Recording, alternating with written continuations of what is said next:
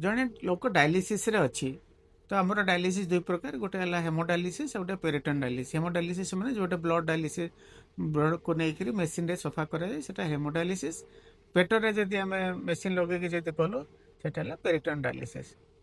तो बर्तमान समस्त मनरे गोटे हुए मोर तो किडनी खराब होगा मो डायलिसिस मुझे दिन रही पारि केते लंबा पर्यटन आम रहीपर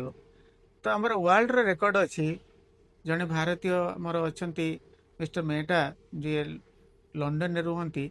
सी 39 वर्ष हो गला से डायलिसिस अच्छा आ सी सब प्रकार तांकर काम दाम से करमती आमर भी आम पाखे भी लोक अच्छा जो मैंने कि 15 ରୁ 20 वर्ष से मैंने डायलिसिस अच्छा नॉर्मल लाइफ से मेंटेन कर